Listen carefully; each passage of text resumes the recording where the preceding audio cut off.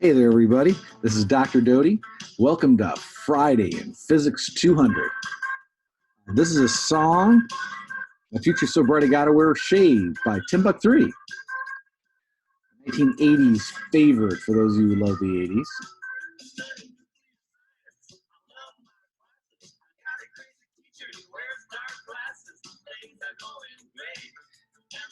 This song was popular when I was taking my modern physics course.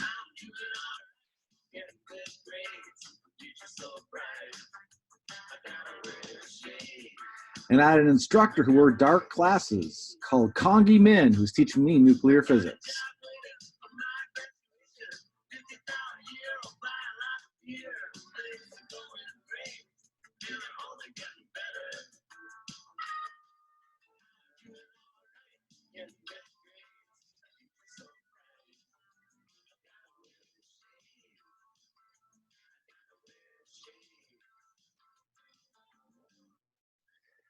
Hopefully, your life, it can be described in exactly the same way. Today, we're going to do one of our cooler things that we do. I suppose most of this class is cool. In any case, from March 27th here, 2020, we're going to be talking about the Schrodinger wave equation, and we're going to be talking about waves of barriers and the concept of tunneling. On our schedule here, we've gotten through Monday, Wednesday, and Thursday. That leaves us today on Friday for barriers and tunneling. I've sent you some homework that you can start. That homework will be due by by Wednesday morning, April 1st. That way I can get it back to you Thursday. Notice we have both down stuff and up stuff coming up. The down part is after we do barriers and tunneling today, we'll do the finite square well on Monday. Then we'll do the simple harmonic oscillator. For these problems, the finite square well and simple harmonic oscillator, we won't go into quite as much detail in terms of solving them. So really a lot of our focus will end up at barriers and tunneling, though you might see a finite square well problem on your exam. That's the down part. So we really don't have a ton of super important new material coming forward after today. The up part, remember that you have a homework due Wednesday. Your exam is given to you on Thursday, April 2nd, and your writing, we'll talk about writing a little bit. Your exam and writing are due April 5th. I would strongly suggest you try to get your writing done by like April 1st or April 2nd, so then you can just focus on your exam. In any case, speaking of writing, we can also talk about reading. As always, we're going to start, and I'm going to, again, have you read section 6.7 of the text. You should know it backwards and forwards by now. And these two questions you should know. What are the properties of a good wave function? What are the steps in solving the Schrodinger wave equation? You might expect that something like this might appear on the exam. And so this is where I ask you to pause, do your reading and thinking, and come on back. Anyway, welcome back. Again, I'll give you the answers. What are the properties of a good wave function? You should be able to say them off the top of your head right now. Continuous wave function, continuous first derivative, finite and single valued. What are the general steps in solving the Schrodinger wave equation? Draw a picture, as in any physics problems. Find the general solution in each region. Apply your boundary conditions to find your unknowns, and then normalize. So, for our particular problem here, first step, let's draw a picture. So our picture is going to look something like this. It's going to be some sort of flat region. After that flat region, we're going to have a step up. That barrier we'll treat as flat. It'll then step back down. And after stepping back down, it'll be flat again. So this is like our step that we did before, except now that it's finite here on the right-hand side, finite width on the right-hand side. If we want to try to label this, we'll call this left side x equals 0. Right here. We'll call the right side then x equals L. So this is a barrier of width L. We talk about energies. Remember, this is an energy diagram. The potential is 0 here on the left. We'll just define that to be 0. Remember, it's the gradient in the potential that matters, or the change in potential that matters. And we'll define the potential at the top, like with our barriers, to be some potential V naught, like that. Our particle will come in. Let's make it interesting. Let's have the particle come in from the left, like we always do. And let's make the energy here less than V naught, so that classically this particle would never, oops, did that wrong. Classically, this particle will never go through. But of course, we know either from the uncertainty principle, from wave stuff, or from solving the Schrodinger wave equation with the steps and barriers before, we fully expect that this particle will be able to penetrate at least some distance. Let's call our regions here. On the left, we'll call this region 1, Roman numeral 1. In the middle, we'll call this region 2. And on the right, we'll call this region 3. And what we have to solve is a Schrodinger wave equation in all 3 regions. We can remind ourselves that the Schrodinger wave equation is minus h bar squared over 2m times psi double prime plus v psi is equal to e psi. And now we have a couple of ways that we can think about this. The first way, the simple way, which we'll use as a check rather than actually doing it, is we think we probably already know the answers. Right, in region 1, we expect 2 waves going left and right. Therefore, we expect to get something like a e to the I k1x plus b e to the minus I k1x, a wave that comes in from the right, and to the extent that it's reflected back to the left, a wave that goes to the left. They'll have different amplitudes because we allow for the possibility that not all the wave is reflected. In region 3, we expect again a wave, but now traveling to the right, since there's nothing to reflect off out here at x equals infinity, give us something back to the left. So we have a wave going to the right. So we expect something like g, I'll tell you why g in a second, times e to the I k3x going to the right. And in region 2, well, in region 2, we expect exponential solutions. We expect an exponentially decaying solution, but we also probably expect an exponentially increasing solution. Both are possible since we don't go out to x equals infinity here. And so we can guess 2 exponential solutions, grow and decay. So we expect something like c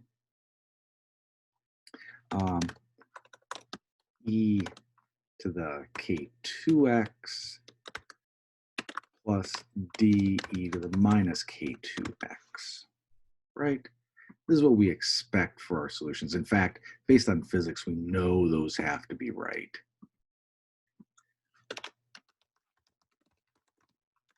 And so we'll use these as a check. Why? Because it's probably useful one more time to show you how we go about solving the Schrodinger wave equation here, instead of just saying, here are the answers. That should be a clue to you. You might expect in your exam that you're going to be asked to solve the Schrodinger wave equation. Okay, so let's actually do this. I'll get rid of this stuff and this stuff.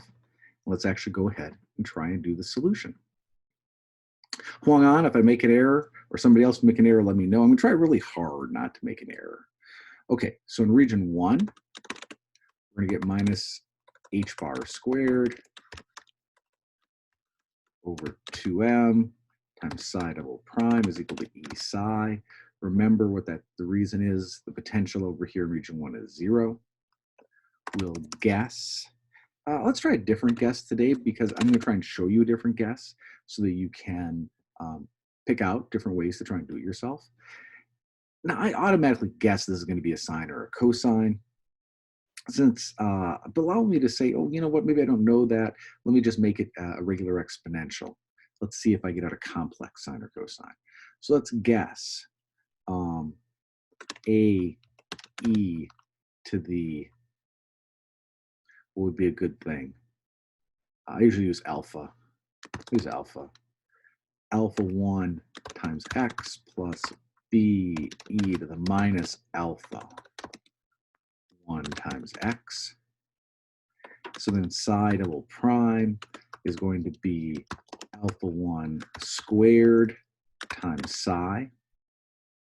If we plug that in, then we get that minus h bar squared over 2m times alpha 1 squared times psi is equal to e times psi.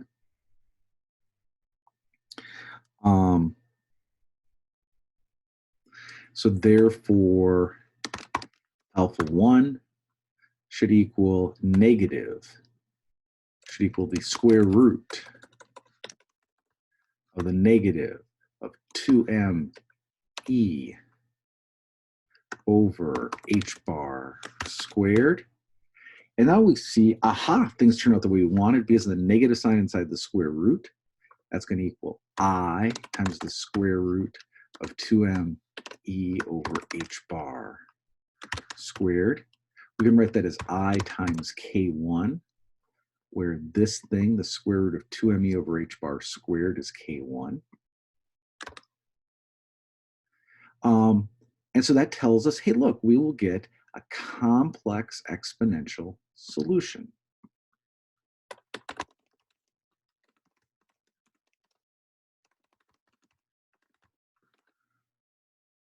Now we know from physics 201, we know that this can be rewritten as a times sine of k1x plus b times cosine b times cosine of k1 times x. Notice, by the way, when I've done this, this a is not the same as that a, and this b is not the same as that b. And so if you wanted, and our complex solution here is that psi is equal to a e to the I times k1 times x plus b e to the minus I times k1 times x. I could call these a prime and b prime. I'm not going to because I don't want you to think of these as derivatives. But our key point here is that we have either this solution, excuse me, if we want to write it in exponential form, or we have this solution if we want to write it in real form. And boom, there's our solution in region 1. Cool. Let's do region 2. Here's region 1, here's region 2. Let's get rid of almost all this stuff.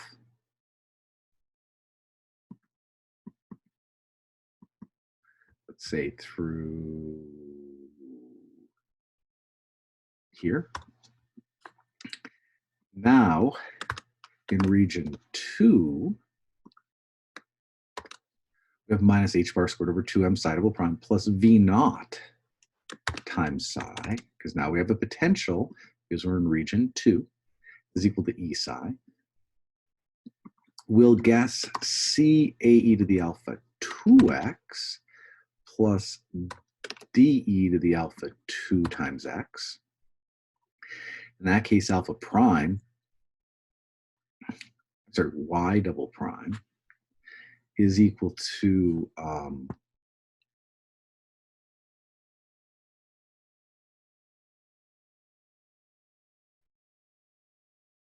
sorry, had a brain cramp there. Alpha 2 squared times psi.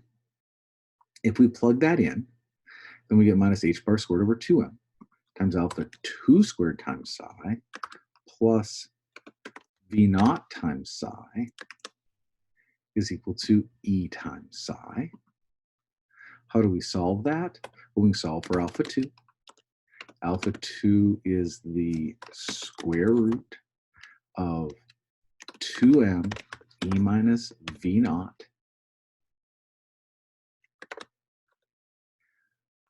over h bar squared with a negative sign in front, which is the same as, since e is less than v naught, we can take this negative sign and use it to exchange the order of those things, e and v naught, the square root of positive 2m v naught minus e over h bar squared. Notice in this case, since v naught is bigger than e, then the argument inside the square root, this thing here is positive. That means the square root is real, which means that alpha is real, which means that these exponentials are real.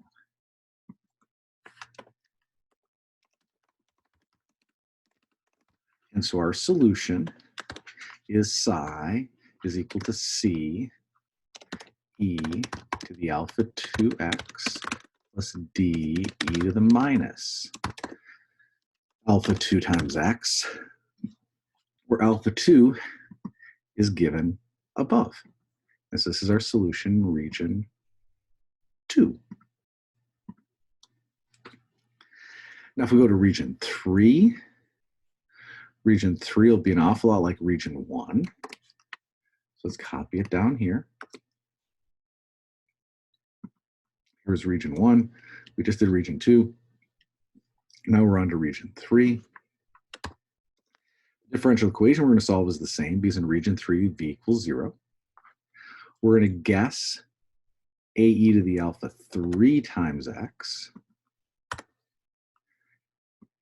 Now, looking at this, we know that we're not going to have the negative solution, so I'll just put a g there.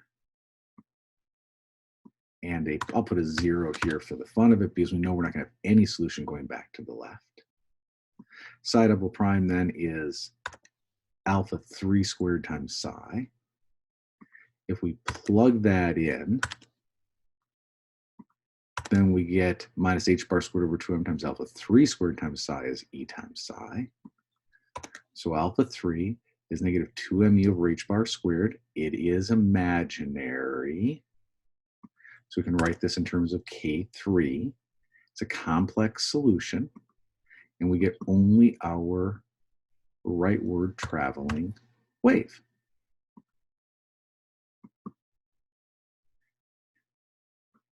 And let's put this in a different color so that it looks different. Let's try, oh, this salmon color, what the heck? Didn't get it. Let's try that salmon color. Ugh, too dark. Try the green color.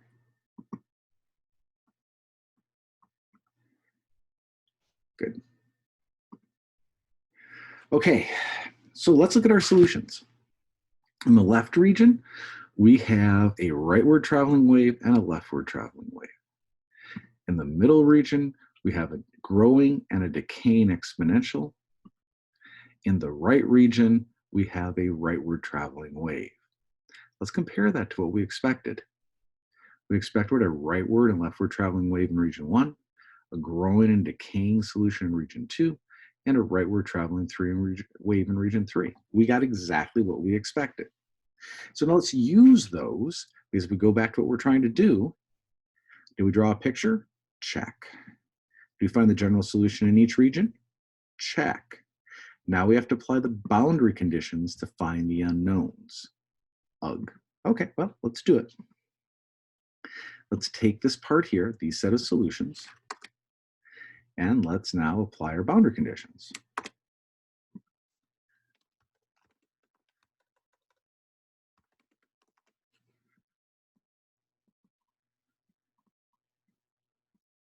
instead of seeing these here. Expected solutions, these now are our solutions.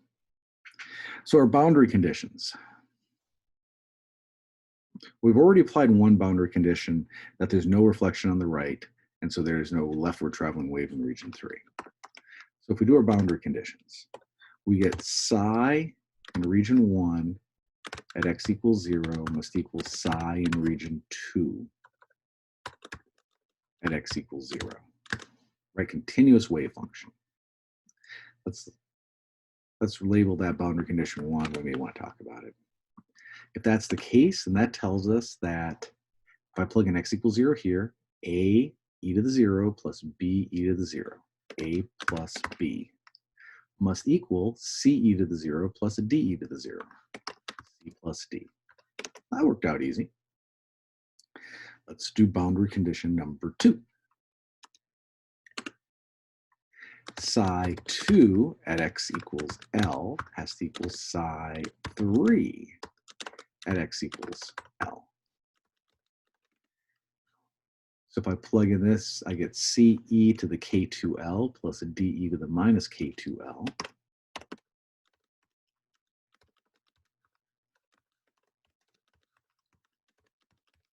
Has to equal g e to the I k3 times L. Okay, ugly, but still there. Those are 2 of my boundary conditions. Third boundary condition, psi 1 prime at x equals 0 has to equal psi 2 prime at x equals 0. The first derivative at x equals 0 has to be continuous. Okay, if that's true, then we're going to get I k1a minus I k1b has to equal k2c minus k2d. Okay. Our fourth boundary condition, psi 2 prime at x equals L has to equal psi 2 prime at x equals L. The derivative has to be continuous at the second boundary. That gives us k2c e to the k2L minus k2d e to the k2L has to equal I k3g e to the I k3L. Okay, there are our 4 boundary conditions. 4 boundary conditions for 5 unknowns, or unknowns A, B, C, D, and G. But that's not a problem. Solve for B, C, D, and G in terms of A, just like we did before with our steps. Now, doing this is a pain. Oh my gosh, it's a pain. But thankfully, we don't have to actually do all of it in detail. Well, what do you mean? What do I mean? Thankfully, we can use Mathematica. So let's take these 4 equations, put them down here in the lower right. Let's fire up Mathematica, and let's put in those equations. We're going to use the solve function. Solve. Now, there are 4 equations we want to solve. So we're going to put those in brackets, curly braces. And Mathematica reserves capital things to mean certain things, so I'm going to put all my derivatives in terms of lowercase things. I want to solve a plus b double equals, since I'm not assigning a value to something, I'm making a statement of equality, c plus d. There's equation number 1. Oh, number 2, when I solve this, I'm going to set a to equal 1, because I know before that all my solutions in terms of a's were some blah times a. And so if I set a equal to 1, then when I get out these solutions for B, C, and D, I know that they're all going to be something times A. So instead of A plus B equals C plus D, I'll make it 1 plus B equals C plus D. My second equation, C e to the K2 times L plus D times E to the minus K2 times L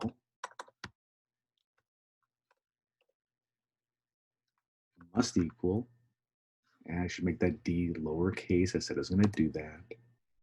Must equal G times E to the I times K3 times L. Here's my second equation. My third equation from the third boundary condition down here says that I times K1 times 1, remember I'm saying A equal 1, minus I times K1 times B, double equals K2 times C minus K2 times D. It's my third equation. My fourth equation is this fourth boundary condition down here. K2 times C times E to the K2 times L minus K2 times D times E to the K2 times L double equals I times K3 times G times E to the I times K3 times L. Now, a couple things to note. I made all my A's 1. I told you that. K1 and K3 are the same, so I could have kept K1 as K1 and written K3 as K1. We can make that simplification later if we want. I and EXP are both capitalized because they mean certain things. This I is the imaginary number I, and all functions in mathematics, remember, start with capitals. So we've done that. We're going to solve this for B, C, D, and G. Let's hope Mathematica can do that. Let's find out. Bada boom. There's our solution. Now, pulling our solution out is a little bit of a pain. Let me call, instead of G, let me call it GG because I don't want to confuse Mathematica with this G up here. I'm going to say GG equals 2, and then I'm going to copy that thing, Control C or Command C, depending on your computer, and paste it here. There's G.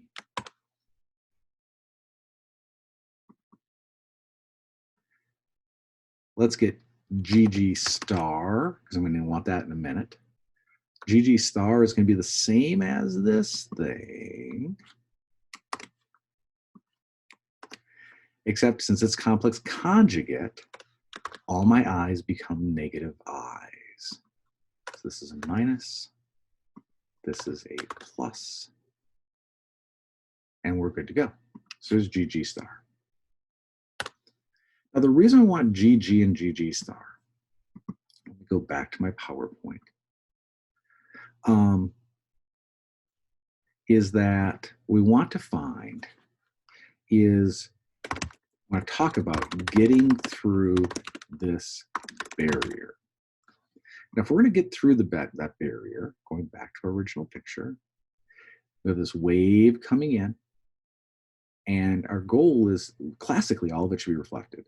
Our goal is how much of it makes over here to region 3. To do that, we must be talking about the transmission. So we want the transmission to region 3. That's going to simply be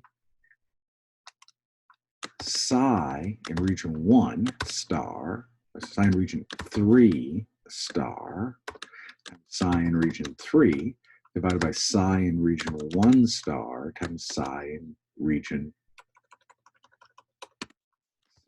3, over psi 1 star, psi 1.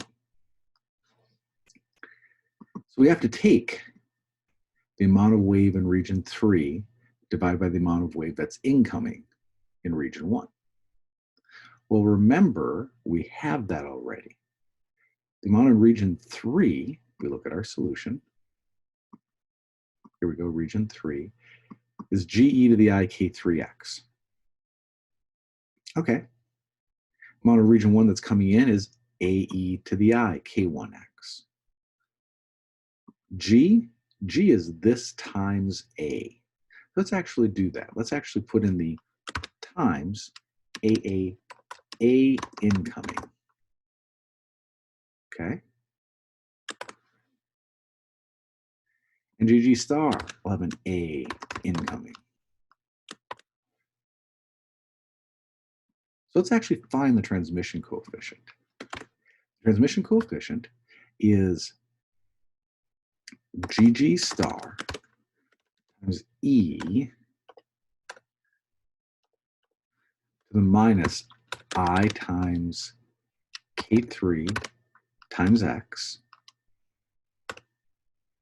times GG times E to the I times K3 times X. This is the coefficient times the wave function right here. And so these first two are just psi star in region 3. This is just psi in region 3. Let's divide that by A incoming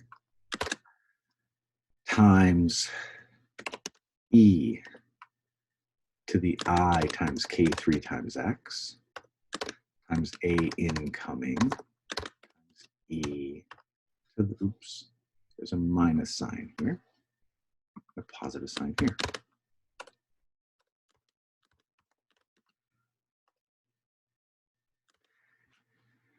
This A incoming E to the I K3 times X, that's just the incoming wave complex conjugate. Complex conjugate gives us this minus I. Remember, K1 and K3 are the same, so I'll just write it as K3. And here's psi A incoming times E to the I K3 times X. What happens when we take those two things and divide them out? Bada boom.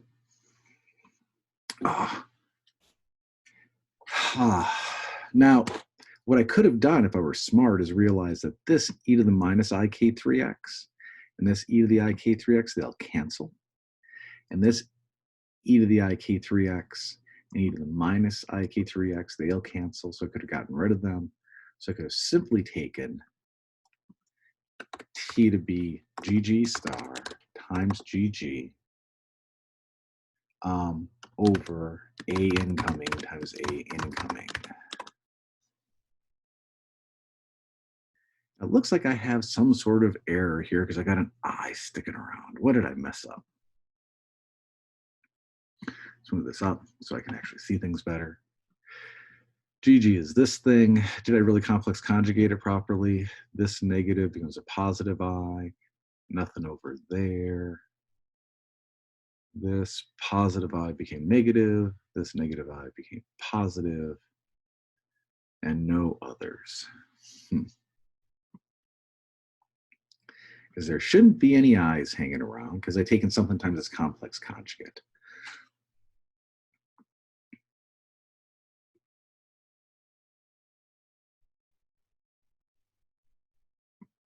Well, I will send that out to you. The key point here, though, and I'll send this out to you in fixed version so that you have it. The key most important thing here is, hey, look, the transmission coefficient is not 0. And in fact, I know if you solve it out, what we get, I'll write it out for you, is that the transmission coefficient should be 1 plus E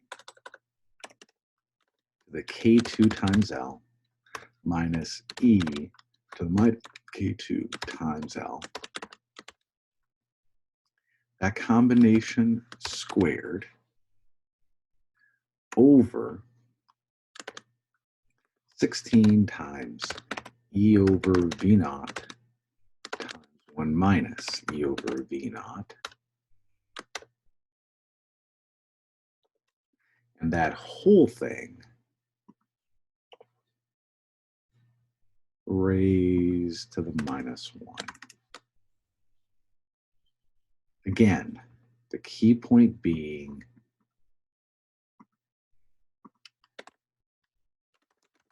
T's not 0. And so what that means then, going back, all of this was for a reason. What that means then is that when we look at this incoming wave, classically we expect this particle as a particle to bounce off. But if we look at its wave properties, it can actually tunnel through and get to the other side. If we think of delta P, delta X, the uncertainty in the position allows it to come over.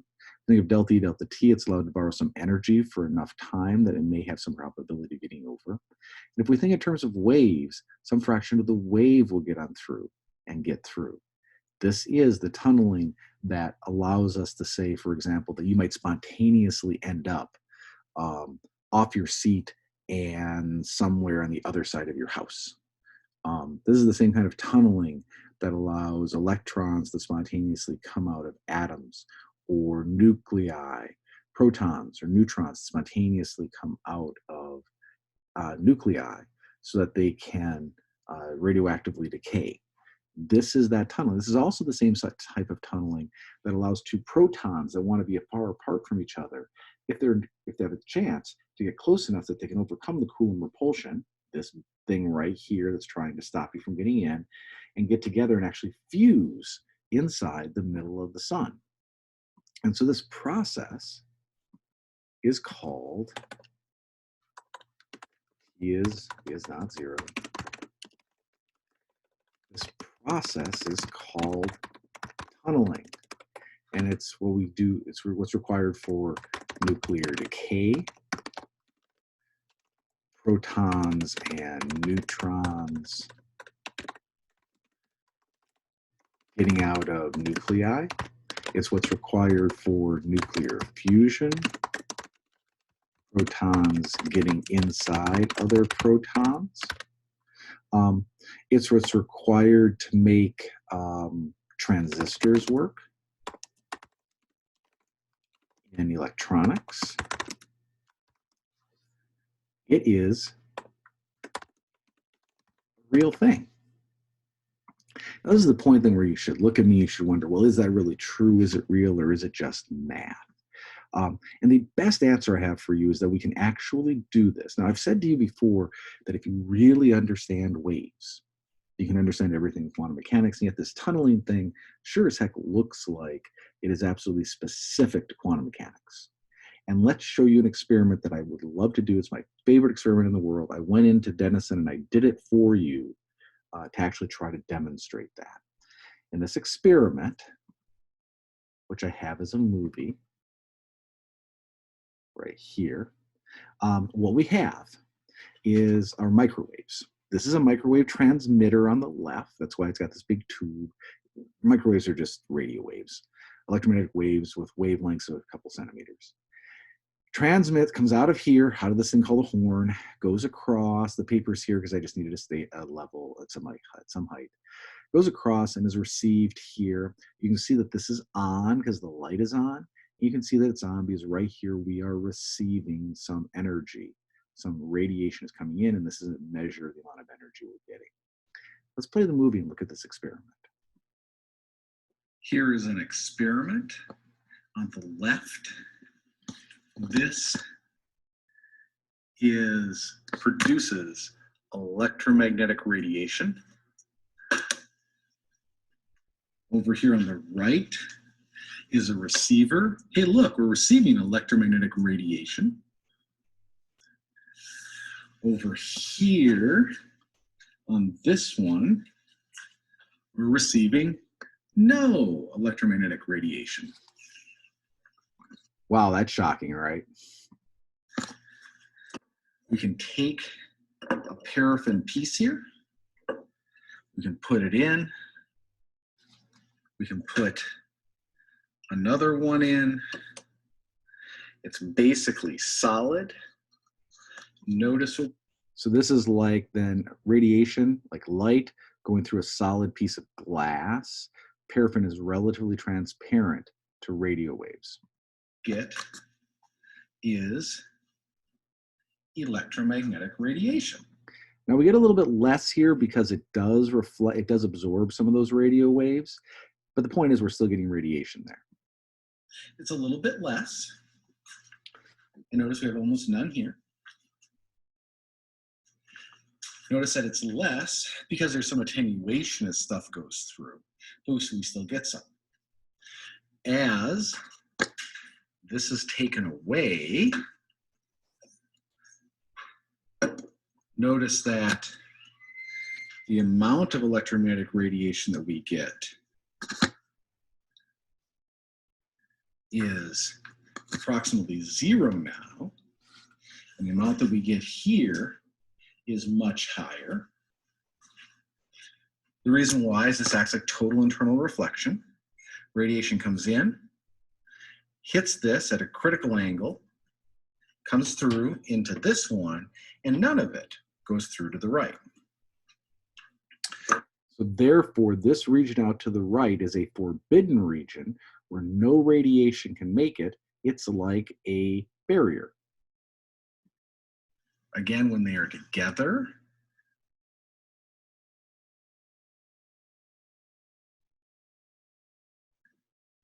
we get a lot more radiation through and almost no radiation through because it goes straight through. Okay, so that's not very interesting. That's just total internal reflection. But what happens when we have them widely separated? Well, if they're widely separated, we get total internal reflection, basically nothing here, and a lot there. Big deal. Okay, prepare to be psyched. What happens now, I'll try and do these simultaneously. What happens is I bring them closer together without touching. Now, as I'm bringing them closer together here on the left, look and see what's happening to the amount of radiation that's received on the right. Notice they get closer and closer and closer, and still not touching. The amount here has gone up, the amount here has gone down, and yet, see, they're not touching. They're still separated by about a finger width. This is exactly the concept of tunneling that we've talked about in class. Notice here, we have a barrier that is a forbidden region where waves aren't supposed to be able to get in, but now we've made the barrier of finite size. If you have a wide barrier, it's almost impossible to tunnel. E to the minus a large number is about 0. Almost nothing makes it through. As you make the barrier narrower and narrower, the tunneling goes up. Here we have for electromagnetic radiation in this space, a region that is forbidden, that energetically, classically, we can't get through, but it's purely a property of waves. That if that space is smaller than or about the size of a wavelength, the waves can tunnel or evanescently couple through and get through to the other side. So, tunneling, is it a quantum phenomenon? No, it's just a plain old wave phenomenon that happens with particles because they have, wait for it, wave-like properties. Here is an experiment. So there we go. This whole concept of tunneling that we've been talking about actually works for classical waves. It's not something we're used to seeing. You'll see it when you take Physics 306. You'll actually do that calculation for these evanescent waves. It'll come out to be almost exactly the same as what we've done here. Tunneling is purely a wave phenomenon. That's enough for today. You should have enough now to be able to do a large chunk, if not all of your homework. Take a look at it, give it a shot. I will send you a Mathematica notebook probably in the next little bit that gives you something to work from. Hey, have a great day, stay healthy, and for the fun of it, let's go out with a little bit more Timbuk 3.